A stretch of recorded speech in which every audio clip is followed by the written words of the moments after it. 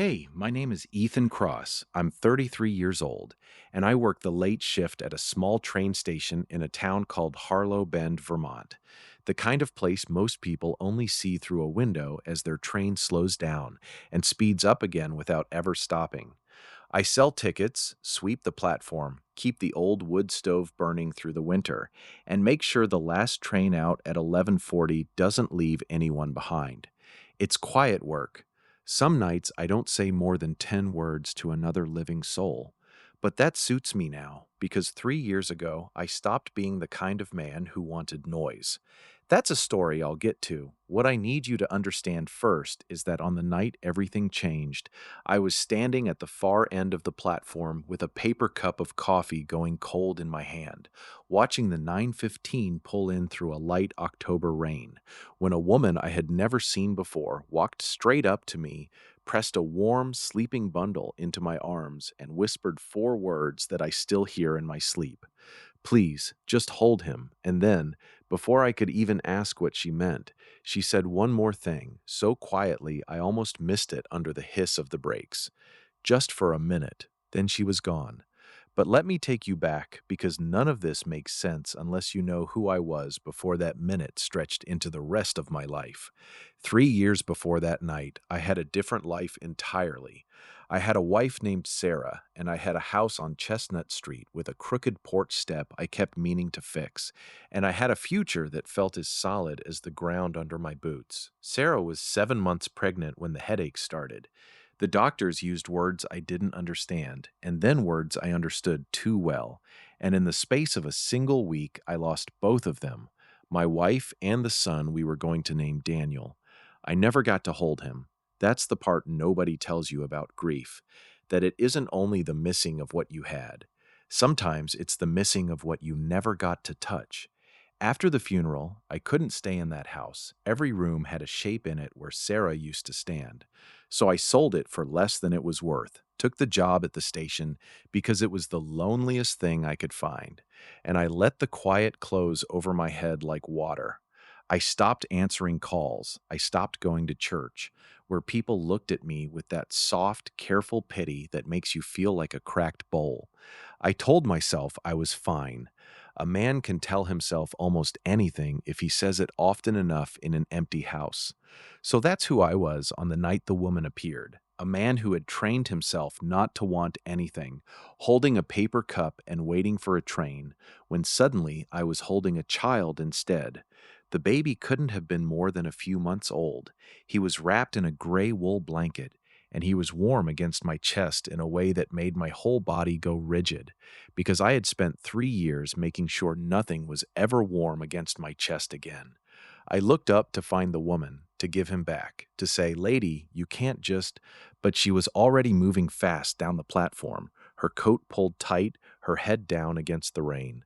"Wait," I called out. "Wait, ma'am, your baby." She didn't turn around. She reached the end of the platform where the light gave out, and for half a second she stopped.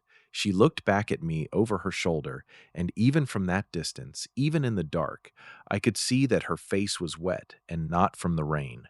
"Please," she said again, and her voice cracked right down the middle. Then she stepped off into the dark toward the parking lot, and I heard a car door slam and an engine turn over, and she was gone. I stood there like a fool with a stranger's baby in my arms and the 9:15 groaning to a stop beside me, and I did not know a single thing about what I was supposed to do next. The train doors opened. 6 or 7 passengers stepped down, hunched under umbrellas, and not one of them looked twice at the man frozen at the end of the platform. I wanted to shout at somebody. I wanted to hand this child to the first responsible-looking adult I could find. But the platform emptied, the doors closed, the train pulled out, and then it was just me, and the rain and this small breathing weight against my heart. That was when the baby woke up. He didn't cry. That's the thing I remember most. He just opened his eyes, dark and enormous, and he looked up at me the way babies do, like they're reading something written on the inside of your skull. And God help me, for one terrible second, I saw Daniel. I saw the son I never held, and my knees nearly went out from under me. I had to sit down right there on the cold bench under the awning, cradling him, whispering, "Easy, easy, little man. I've got you," in a voice I hadn't used in 3 years because I didn't know I still had it. It was then I noticed the note. It was pinned to the inside of the blanket with a small brass safety pin, folded twice, and my hand was shaking so hard I nearly dropped it. I opened it under the yellow platform light. The handwriting was quick and slanted, the letters pressed deep like she'd been leaning on something unsteady. His name is Noah. He is 4 months old. He has never been hurt, and I need to keep it that way. Please do not call the police. I am not leaving him. I am protecting him. I will come back for him when it is safe, and I am so sorry to put this on a stranger. But I watched you for 3 nights, and you are the only person here who seems kind. I will explain everything. Please, just keep him warm. I read it 4 times. The rain kept falling, and somewhere between the second and third reading, something happened inside me that I still don't fully understand. Because a reasonable man reads a note like that and calls the authorities immediately. A reasonable man does not take a stranger's child home. But I am telling you the truth when I say that I looked down at that little face, at Noah, 4 months old, warm and trusting and utterly unafraid, and I thought about a woman crying in the rain who had watched me for 3 nights and decided I was kind. And I could not, I simply could not, put him into the cold hands of a system that would file him under a number. So I did the thing I still can't quite justify. I locked up the station an hour early. I tucked the note into my coat pocket, and I carried Noah out to my truck through the rain, holding my jacket over his head the whole way. My name is Ethan Cross, and that is the night I broke the first rule I had ever broken in my careful, grieving life. And I would break 100 more before it was over. I didn't sleep that first night. How could I? I made a bed for him out of a dresser drawer lined with towels, the way I'd read Somewhere You Could, and I set it on the floor beside my own bed, and I lay there in the dark, listening to him breathe. Every time the sound stopped for more than a second, I sat straight up, heart slamming, hand out, and then I'd feel the little rise of his chest and lie back down, shaking. Around 2 in the morning, he got hungry, and I panicked because I had nothing, no formula, no bottle, no idea. I ended up driving to the 24-hour gas station on Route 9 with him strapped into a laundry basket wedged on the passenger seat. And I stood in that fluorescent aisle at 2:30 reading the backs of formula cans like they were written in another language, while the clerk watched me with open suspicion. I must have looked insane. A grown man, unshaven, holding a baby that clearly wasn't dressed for the weather, buying formula and bottles and diapers at 2 in the morning with hands that wouldn't stop trembling. But I got him fed. I fumbled it and spilled half of it and burned my wrist testing the temperature, but I got him fed.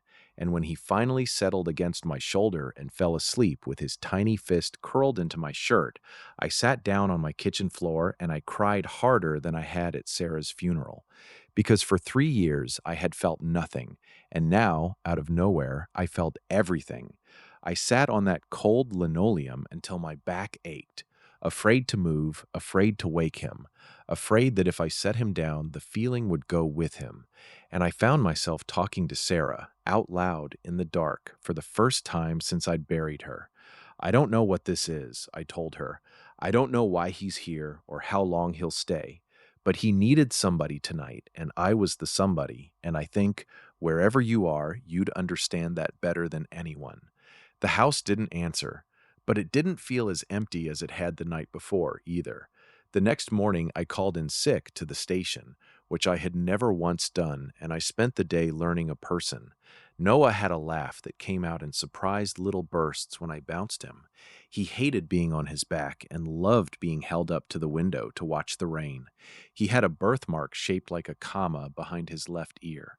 By noon, I knew the exact face he made right before he started to fuss, and I knew how to head it off, and I understood something I had spent 3 years refusing to understand, which is that the heart does not actually protect itself by staying empty. It just starves. That evening, right at dusk, there was a soft knock at my door. I opened it with Noah on my hip, and there she was, the woman from the platform. Up close, in the fading light, she looked younger than I'd thought, maybe 28, with dark hair pulled back and a bruise, half faded and yellow-green, along the edge of her jaw that she had tried to cover with makeup.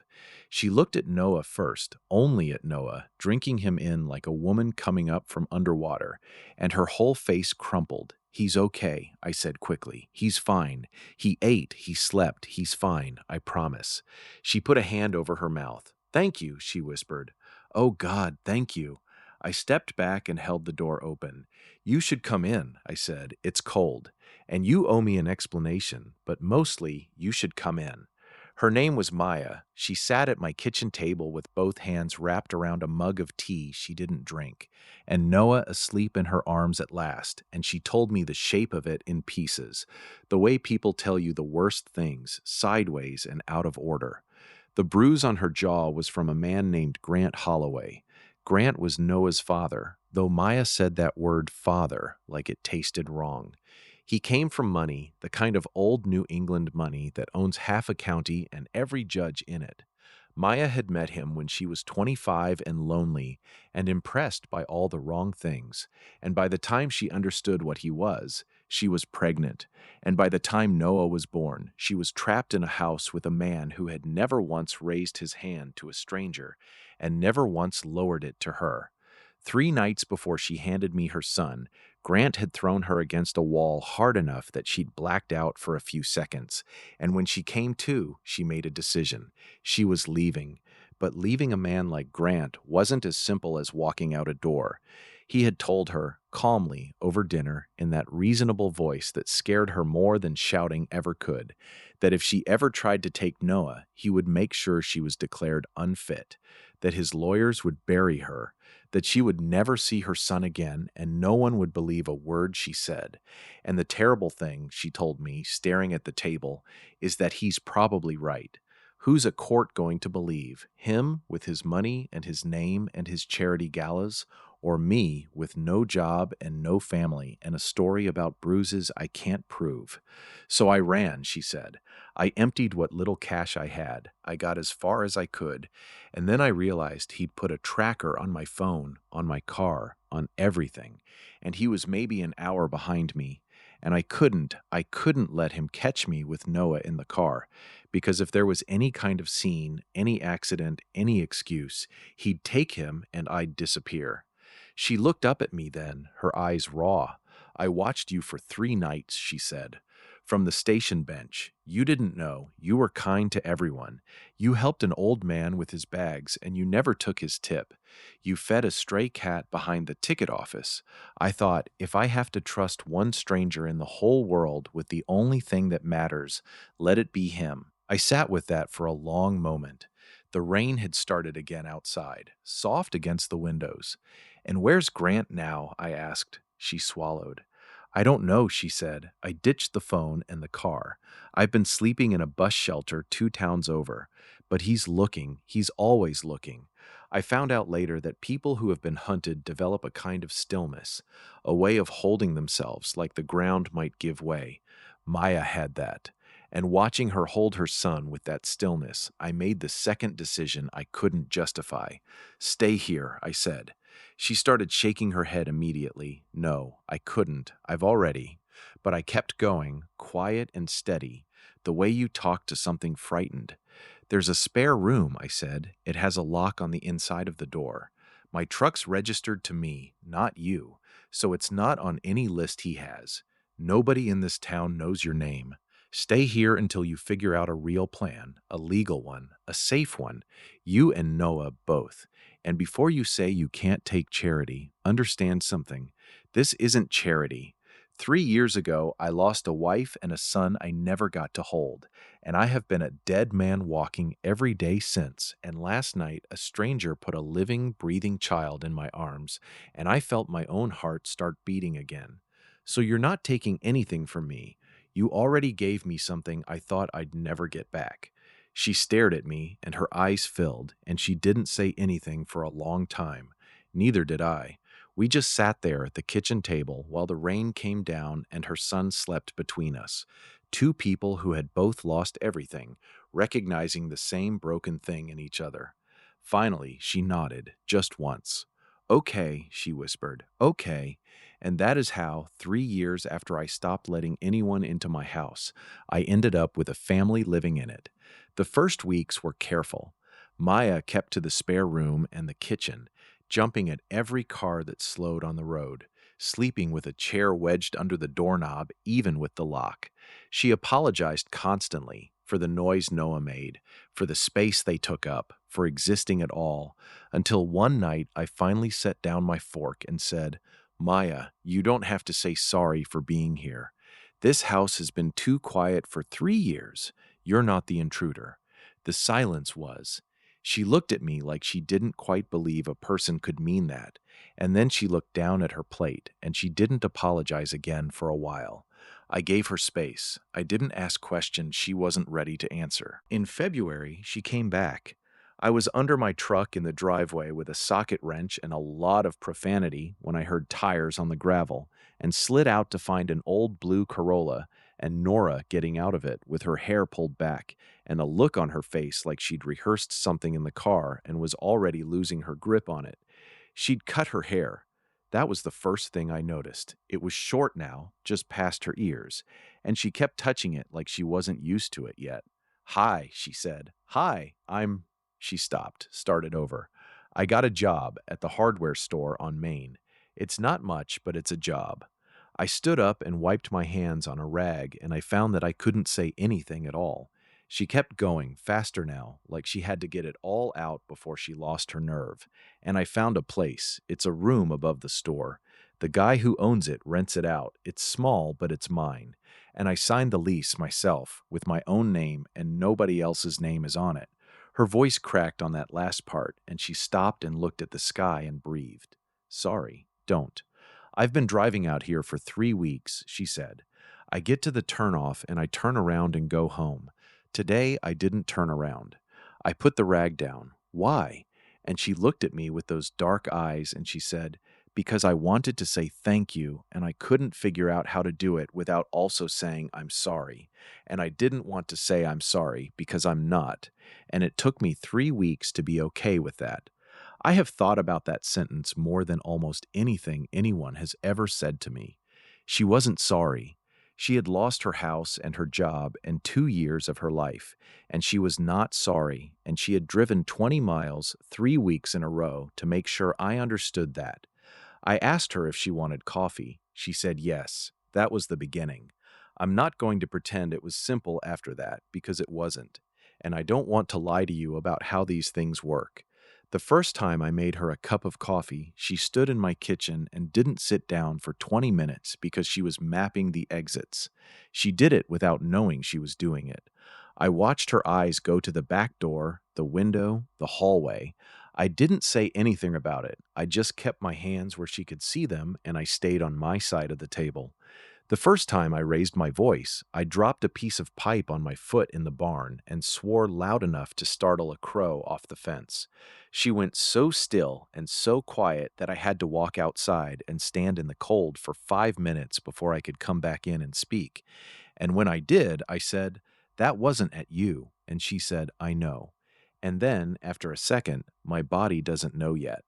That's what it was like. Her mind knew things her body hadn't caught up to. So we went slow. We went so slow that I don't think either of us would have called it anything at all for the first 4 months. She came out on Sundays. She'd help me split wood, badly at first, and then not badly, and we'd talk about nothing, about the store, about a customer who bought 40 feet of chain and wouldn't say what for, about whether the elk were going to come down into the low pasture this year. She never talked about him. I never asked, and I want to say something about that because I think it matters. There's a version of a man who would have needed to know, who would have needed the details, would have needed to hear the whole story so he could file it away and feel appropriately outraged and appropriately heroic. I decided very early that I wasn't going to be that man. If she wanted to tell me, she'd tell me. What she needed from me wasn't my outrage. It was Sundays. In June, we were sitting on my porch steps at the end of a long day, and the light was doing that thing it does out here in the summer, going gold and then going pink. And she said, out of nowhere, "I left the note 4 times." I turned to look at her. What? Before the night you found it. She was looking at the field, not at me. I wrote it 4 times over about 6 months, and 3 of those times I walked halfway across that field and then turned around and went back and burned it in the sink. She turned her hands over in her lap and looked at them. The fourth time it was raining and I couldn't feel my fingers, and I put it on the truck and I ran. I didn't say anything. She said, I want you to know that I almost didn't. And I said, I know. And she said, how? And I said the truest thing I had, because I almost didn't call. She looked at me then, and I told her about the 19 minutes. I told her about standing in my doorway with my hand on the knob.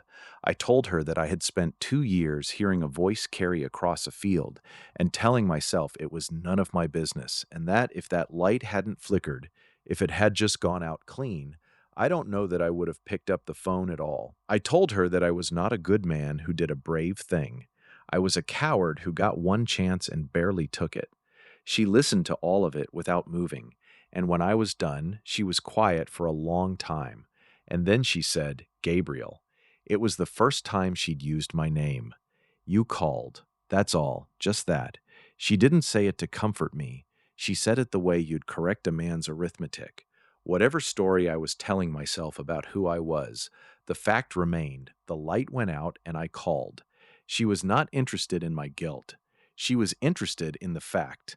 And I understood, sitting on those steps in the gold light, that she had spent years being told her version of events was wrong, and that she had come out the other side of that with an absolute, unshakable commitment to naming things exactly as they were.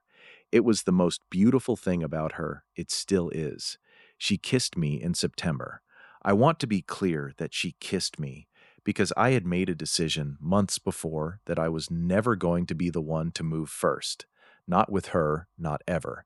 And I had held to it so hard that I think I'd started to believe nothing would ever happen. We were in my kitchen. She'd stayed for dinner. She was drying a plate, and she set it down and turned around and looked at me with an expression I couldn't read. And then she crossed the kitchen and put her hand flat on my chest.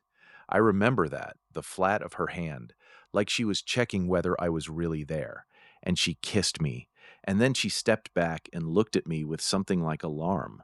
Was that all right? She asked.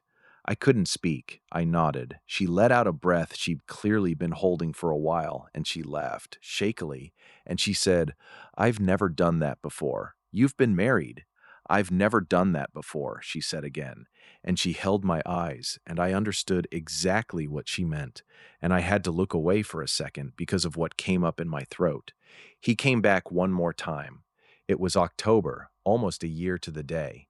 She was staying over more nights than not by then, and she'd started keeping a coat on the hook by my door, and I had gotten used to the sound of another person in the house, which is a thing I didn't know I could get used to. It was after dark. I heard the truck. I knew that engine the way you know a sound that's been living in your worst hours. I got up. She had gone very white, but she stood up too, and I said, stay here, and she said no. Just that, no, and she came out onto the porch with me. He was standing in my driveway. He'd walked from the road. He wasn't drunk, which somehow made it worse. He looked up at us on the porch, and his eyes went to her and stayed there, and he said her name in a voice that was trying so hard to be soft that it came out wrong. Nora. She didn't move. He said, I've been in a program. She didn't move. He said, I'm different. I'm Nora. Look at me. I'm not who I was. And I stood there with my hand not quite touching her back, and I felt her breathing, and I understood that whatever happened in the next 30 seconds was not mine. It could not be mine. If I stepped in front of her, if I said the thing I wanted to say, if I did what every cell in my body was demanding I do, then I would be one more man deciding what happened to her in her own life. So I didn't move either. And Nora Whitaker stood on my porch in the cold, and she looked down at the man who had made her write a note 4 times before she could leave it. And she said, in the steadiest voice I have ever heard from a human being, I believe you.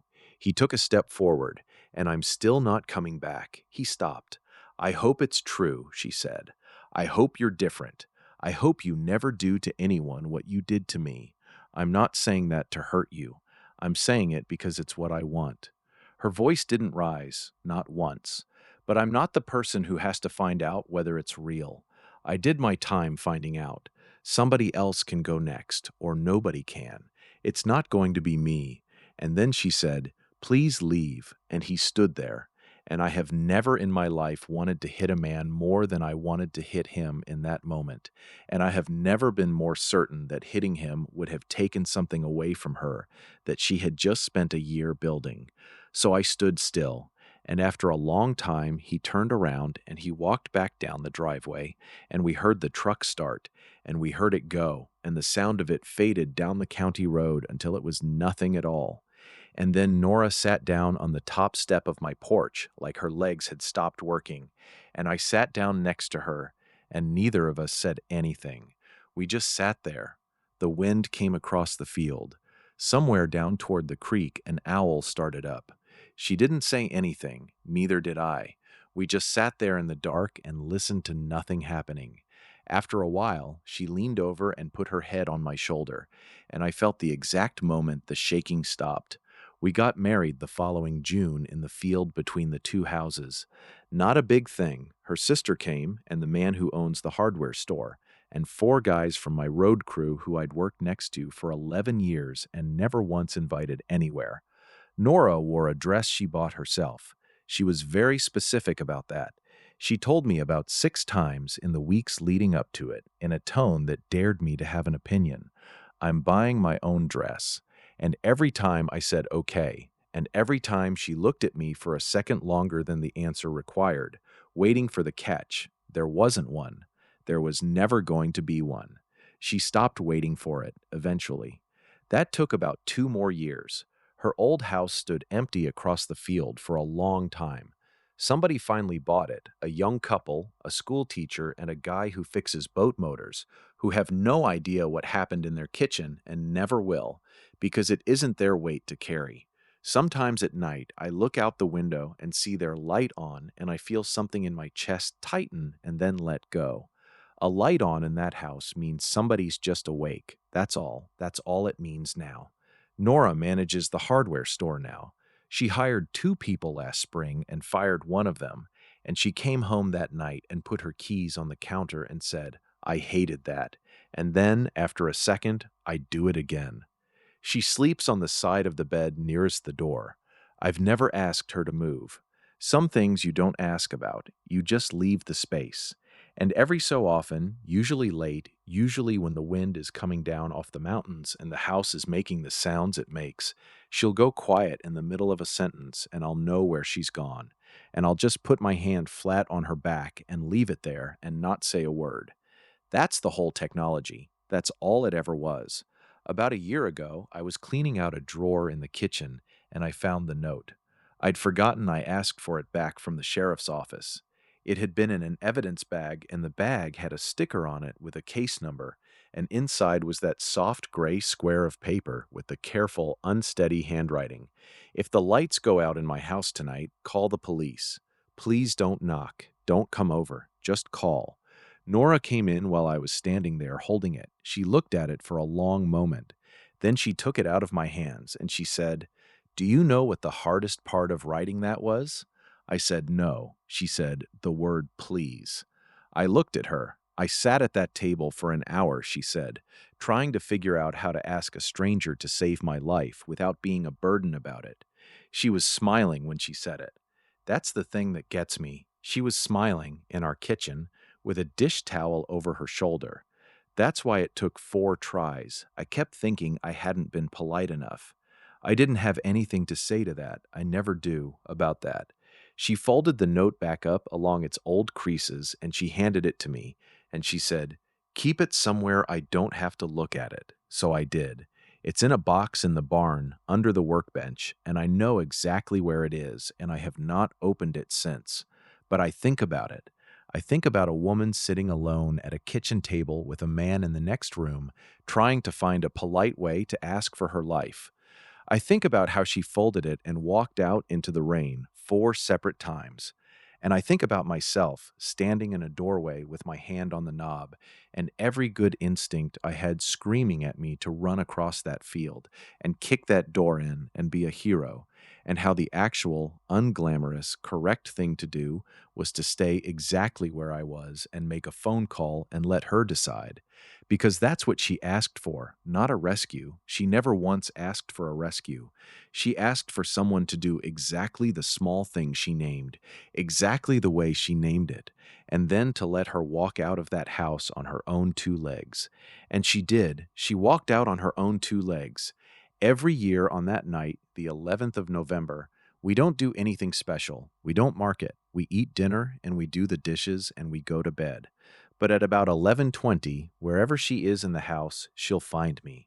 She doesn't say anything. She just comes and stands next to me for a minute. And then, at some point, one of us turns off the light. And that's the whole thing. That's the part nobody tells you about love. The real kind, the kind that comes out of a wreck. It isn't the grand rescue you imagine. It's just two people in a house choosing on purpose to let the light go out and knowing for the first time in either of their lives that nothing bad is going to happen in the dark.